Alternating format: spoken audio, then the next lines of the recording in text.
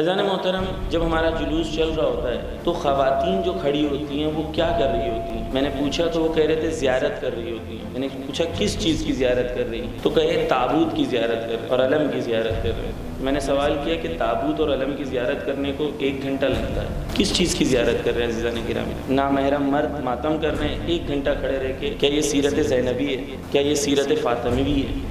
سوچیں آپ، یہ سوال میں نے کیا ہے آپ سے کہ قوم کے لیے عزت لے کے آتے ہیں، کیا سیرت اہل بیت یہ ہے؟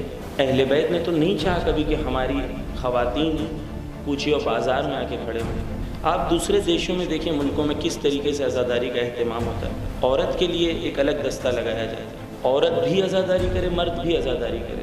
یہ بات اور ہے کہ عورت راستے پہ نوحہ نہیں پڑھ سکتی، کیونکہ دھن میں نہیں پڑھ سکتی عورت اکیلے، تو وہ صرف جواب دے یا کم سے کم پیچھے دستہ ہو۔ مرد اور عورت کا ملنا، عورت کا مرد کو دیکھنا، مرد کا عورت کو دیکھنا، یہ آیت اللہ سیستانی نے جو خط لکھا ہے 40 کے لیے، 40 کی نصیحتوں میں انہوں نے سختی سے کہا ہے کہ اس سے سختی سے پرہیز ہونا چاہیے۔ میرا سوال یہ ہے، کیا یہ عزت مند کام ہے یا قوم کو عزت دلاتا ہے کہ سیدانیاں آ کے کھڑے رہیں وہاں پر 1-2 گھنٹہ رات کو 1-2 بجے، اور دوسرے مرد ماتم کر رہے ہیں، ان کو 1-1 گھنٹہ 2-2 گھنٹہ دیکھیں موبائل سے ویڈیو لیں؟ یہ آپ کے ذہنوں میں سوال میں ڈالنا چاہتا تھا، فیصلہ آپ کے ہاتھ